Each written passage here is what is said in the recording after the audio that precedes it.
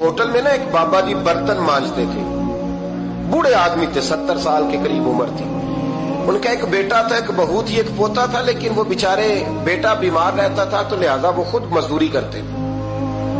کہتے ہیں ایک دن وہ بابا جی میرے پاس آئے، کہنے لگے میم صاحبہ 2-4 دن کی چھٹی چاہیے. تو میں نے کہا خیریت ہے؟ کہنے لگے میڈم میرا بیٹا فوت ہو گیا. بیٹا، آپ کو پتہ ہے باپ کا جنازہ پڑھنا آسان ہے، بیٹے کا جنازہ اٹھانا بڑا مشکل کام. کہتی ہے میں کچھ لکھ رہی تھی، میرے ہاتھ سے قلم گر گیا، میں نے خود گاڑی بھیجی، بابا جی گاؤں چلے گئے جہاں وہ رہتے تھے. کہتی 2-3 دن کے بعد میں اور میرا شوہر گئے تو رستے میں ہم باتیں کر رہے تھے کہ کیا تعزیت کریں گے، ایک ہی بیٹا تھا، کوئی رشتہ دار بھی نہیں، تو اس کی تو کائنات اجڑ گئی، کن لفظوں سے اسے تعزیت کیا کہیں گے. کہتے جب ہم گئے تو وہ ٹوٹی ہوئی چٹائی پہ بیٹھا تھا، کچھ لوگ قریب تھے، ہم نے جا کے کہا بابا آپ مسلمان ہیں، ہم آپ کو کیا نصیحت کریں، ایک ہی بیٹا تھا، کہ کس طرح کر کے ہم آپ کو تسلی دیں. تو کہتے اس نے آنکھیں کھولی، بوڑھی آنکھوں میں ایمان کی روشنی. کہنے لگا بی بی کیا تعزیت کی بات کرتی ہو، میں نے کوئی پیسے جمع کرا کے بیٹا لیا تھا، خدا نے فضل سے دیا تھا، عدل سے لے گیا ہے، میں اپنے رب کے فیصلے پہ بڑا راضی ہوں. اللہ اکبر.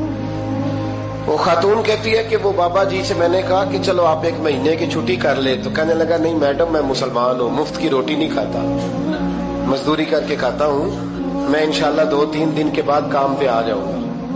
کہتے ہیں وہ چند دنوں کے بعد آ گیا. اللہ کی قدرت کے ابھی 2-3 ماہ گزرے تھے پھر آیا، میڈم چھٹی چاہیے کچھ دنوں کی. میں نے کہا خیریت ہے؟ کہنے لگے وہ میری بہو بھی ہارٹ اٹیک سے فوت ہو گئی.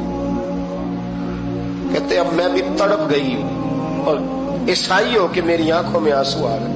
میں نے کہا گھر کا دروازہ بند ہو گیا، اب یہ بیچارہ کیا کرے گا. وہ اپنے شوہر کے غم میں ہارٹ اٹیک سے فوت ہو گئی. کہتے ہم پھر 2-3 دن کے بعد تعزیت کے لیے گئے، پھر ٹوٹی ہوئی چٹائی، بوڑھا نہ اپنی انگلیوں سے زمین پر کچھ بنا رہا.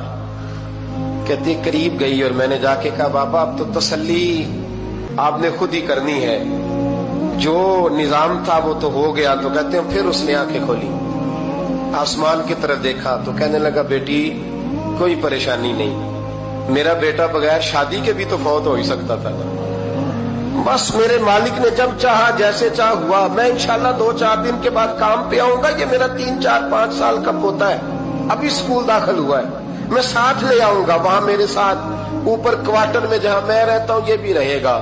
کبھی کبھی میں دیکھتی چھت پہ کھڑے ہو کے کہ دادا گھوڑا بنا ہوا ہے اور پوتا سواری کر رہا ہے. وہ سویرے اٹھتا اس کو سکول چھوڑ کے آتا، شام کو لے کے آتا، پیار کرتا، محبت کرتا.